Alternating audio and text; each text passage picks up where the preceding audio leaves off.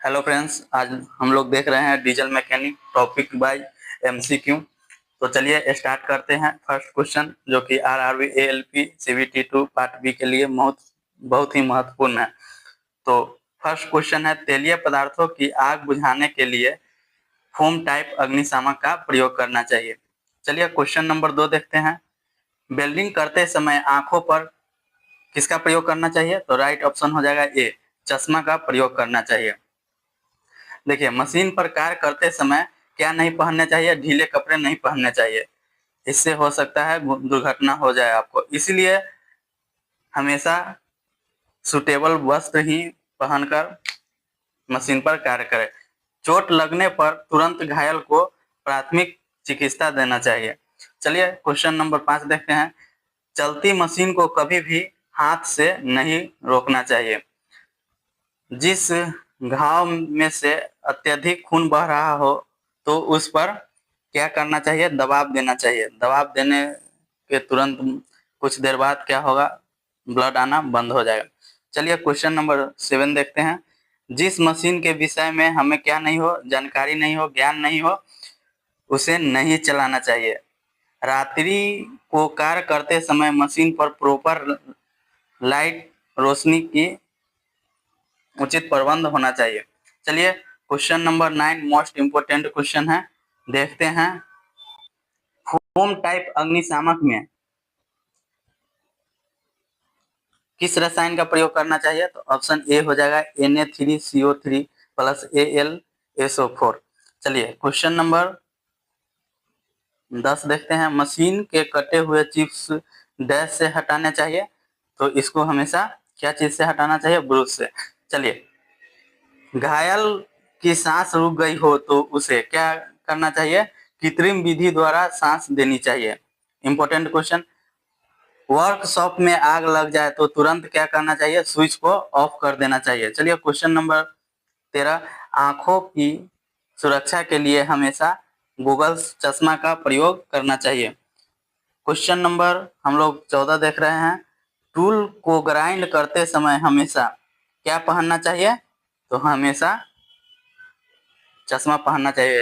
हो सकता है कोई कण उड़कर आपके आंख में पड़ जाए, इसके लिए हमेशा गॉगल्स का प्रयोग करना चाहिए। चलिए क्वेश्चन नंबर 15 देखिए। बिजली के झटके से बचने की क्षमता व्यक्ति की आयु तथा इसकी शारीरिक क्षमता पर निर्भर करता है। क्वेश्चन नंबर 13 देख रहे हैं। तेल, पेट्रोल आदि में लगी आग को बुझाने के लिए डैश एक्सटिंग्विशर का प्रयोग करना चाहिए, तो इसका हो जाएगा ऑप्शन डी, फोम। देखिए, बेहोश मिले व्यक्ति के साथ कैसा व्यवहार करेंगे आप? अगर कोई व्यक्ति आपको बेहोश मिल गया तो सबसे पहले आपको देखना है कि उसकी सांस चल रही है या नहीं। उसके बाद उसको फर्स्ट एड दीजिए, उसके बाद नजदीकी प्राथमिकी केंद्र पर ले जाइए। चलिए क्वेश्चन नंबर हम लोग 18 देखते हैं। जहर के खतरे के लिए कौन सा संकेत प्रयोग किया जाता है? तो ऑप्शन बी हो जाएगा। पहिए के रूप में प्रारंभ होकर आज की औद्योगिक क्रांति के विकास क्रम में निम्न में से कौन सा सम्मिलित है? तो इसका ऑप्शन डी हो जाएगा। ये सभी ऑटोमोबाइल और पहिया कंप्यूटराइजेशन। देखिए क्वेश्चन नंबर 20 देख रहे हैं हम लोग। मशीनों का यथोचित संचालन कौन कर सकता है? तो इसका ऑप्शन हो जाएगा सी, कुशल मानव श्रम और कुशल अभियंता। चलिए क्वेश्चन नंबर 21 देखिए। कार्बोनसियस आग से बचाव का साधन निम्न में से कौन सा है? तो यह सभी हो जाएगा, पानी, मिट्टी और रेत। चलिए ऑप्शन क्वेश्चन देखें। संपूर्ण जानकारी के अभाव में किसी मशीन का परिणाम क्या हो सकता है? तो क्या होगा? हमेशा दुर्घटना होगा। अगर क्वेश्चन नंबर 23 देखिए। बेसिक लाइफ स्पॉट में सम्मिलित प्रक्रिया निम्न में से कौन सी है?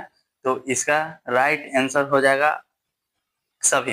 वायु मार्ग साफ करना, सांस पुनः चालू करना, दिल में धड़कन पुनः चालू करना। देखिए 24 नंबर क्वेश्चन देखिए। निम्न में से कौन सा दुर्घटना का कारण नहीं है? Most important question. तो इसका राइट आंसर हो जाएगा घिसा हुआ वर्नियर कैलिपर्स। देखिए क्वेश्चन नंबर 25 हम लोग देख रहे हैं। और निम्न में से कौन सा दुर्घटना का कारण नहीं है? तो इसका राइट आंसर हो जाएगा अधिक फुर्तीला होना। अगर आप अधिक फुर्तीला रहोगे तो कोई भी दुर्घटना नहीं हो सकती है। आज का क्वेश्चन नंबर 26 देखेंगे, लास्ट क्वेश्चन है। निम्न में से कौन सी घटना दुर्घटना नहीं है?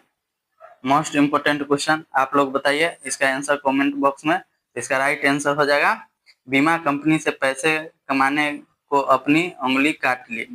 बीमा कंपनी से पैसे कमाने को अपनी उंगली काट ली। जैसे आप उंगली काट लिए और बीमा कंपनी के पास चले गए, कहे हमको दुर्घटना हो गया है, पैसा दीजिए, तो यह दुर्घटना का कारण नहीं माना जाएगा। तो ऑप्शन इसका सी सही हो जाएगा।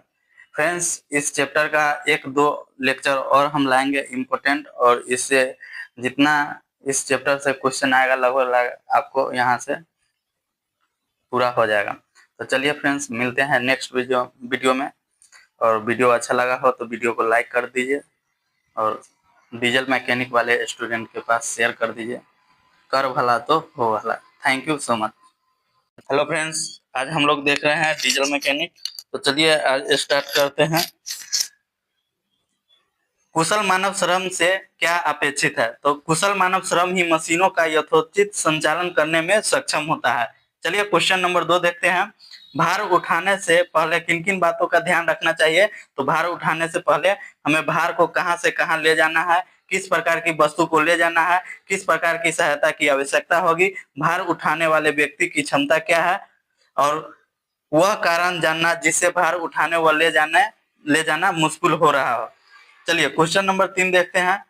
किन कारणों से शरीर की मांसपेशी तथा जोड़ों पर असर पड़ता है? तो बहुत भारी वजन उठाने से, सही प्रकार के वजन न उठाने से। चलिए क्वेश्चन नंबर 4 देखते हैं। क्वेश्चन नंबर 4 देखिए, मशीनों का संचालन किसके द्वारा किया जाता है? Most important question. तो इसका आंसर हो जाएगा मशीनों को समांतर विद्युत ऊर्जा द्वारा संचालित किया जाता है। इसके अभाव में वैकल्पिक ऊर्जा के रूप में डीजल इंजन का भी प्रयोग किया जाता है। चलिए, दुर्घटना क्या है बताइए? तो अनियंत्रित व दुखद परिणाम देने वाली अनजाने में हुई घटना ही क्या कहलाती है? दुर्घटना कहलाती है। चलिए क्वेश्चन नंबर 6 देखते हैं। भार उठाते समय किन किन बातों का ध्यान रखना चाहिए? तो भार उठाते समय सबसे पहले घुटने थोड़े से मुड़े होने चाहिए, कभी भी पूरे घुटने मुड़े नहीं होने चाहिए। पैरों के मध्य करीब दूरी 4.5 सेंटीमीटर की दूरी होनी चाहिए। जिधर जाना हो उस ओर एक पैर आगे होना चाहिए। इससे भार उठाते समय शरीर को अच्छा संतुलन मिलता है। पीठ हमेशा सीधी रखनी चाहिए, जबकि शरीर थोड़ा सा झुका सकते हैं। बाजू हमेशा शरीर के अधिक पास होने चाहिए तथा दोनों घुटनों के बीच रखने चाहिए। यह भार उठाने के लिए उत्तम माना जाता है। पकड़ सदा मजबूत होनी चाहिए। चलिए क्वेश्चन नंबर 7 देखिए। भारी वजन भार उठाने या ले जाने के लिए किन किन साधन, कौन कौन से साधन है? तो देखिए, चेन कुपी, क्रेन व सीलिंग्स, लोरर्स व लेयर, पट्टियों वाले प्लेटफॉर्म। चलिए क्वेश्चन नंबर 8 देखते हैं। सुरक्षा से आप क्या समझते हैं?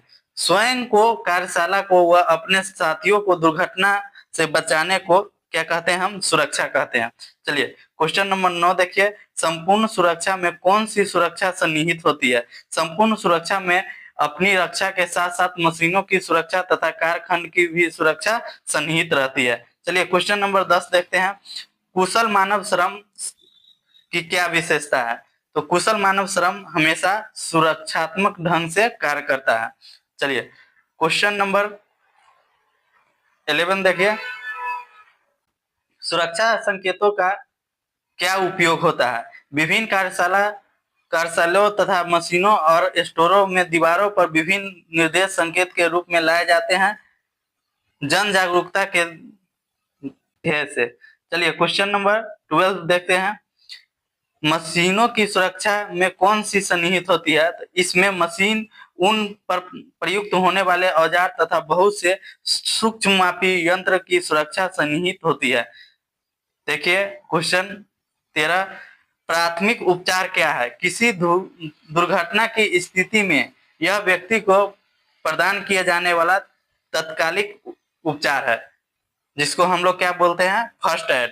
देखिए, वायुमंडल में लगभग कितने प्रतिशत ऑक्सीजन है? तो लगभग 21% ऑक्सीजन है। चलिए क्वेश्चन नंबर चोट को हानि रहित रखने वाले तात्कालिक उपाय क्या है?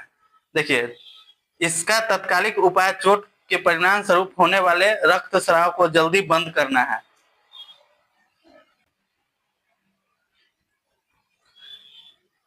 कृत्रिम सांस देने के लिए सर्वप्रथम क्या करना चाहिए? तो श्वास नली को साफ करना चाहिए। क्वेश्चन नंबर 17 देखिए, एक व्यक्ति में कितनी मात्रा होती है रक्त का? तो यह 5 से 6 लीटर। चलिए, आंतरिक रक्तस्राव का मुख्य विशेषता क्या है? इंटरनल ब्लीडिंग के बारे में पूछ रहा है। तो आंतरिक रक्तस्राव में खून का एक भी कतरा शरीर से बाहर नहीं निकलता। देखिए क्वेश्चन, आज के कंप्यूटर युग में कुशल टर्नरों की कोई विशेषता आवश्यकता नहीं है। तो यह क्या है? कथन सही है या गलत है? तो यह क्वेश्चन असत्य है। देखिए, मशीन पर प्रयोग होने वाले उपकरण तथा औजारों को मशीन टूल कहते हैं। तो बिल्कुल असत्य नहीं। विभिन्न प्रकार के जॉब बनाए योग मशीन को मशीन टूल कहते हैं। तो यह क्या हो जाएगा? सही। देखिए, अनियंत्रित व दुखद परिणाम वाली घटना को दुर्घटना कहते हैं। तो यह क्या हो जाएगा? सही बात है। अनियंत्रित व दुखद परिणाम जो होता है उसी को हम क्या कहते हैं? दुर्घटना कहते हैं। असावधानी दुर्घटना का सबसे प्रमुख कारण है। तो यह भी सही बात है।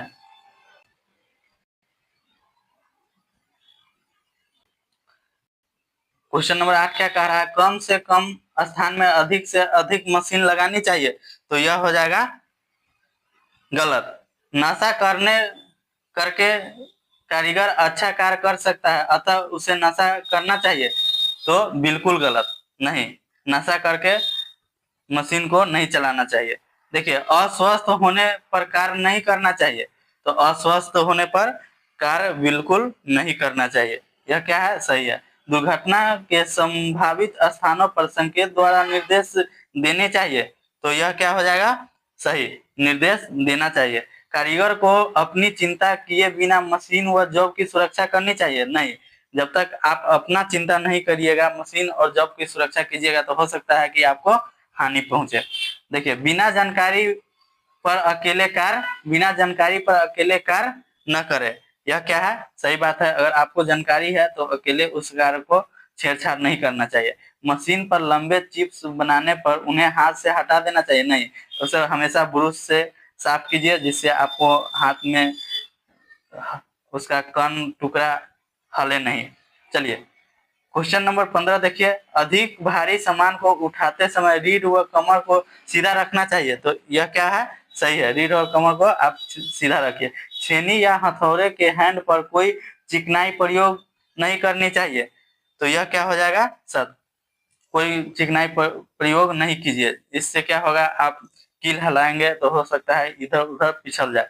देखिए, समय समय बचाने के लिए घूमते हुए चाक को हाथ से रोक लेना चाहिए। तो गलत, ऐसा बिल्कुल नहीं करना चाहिए।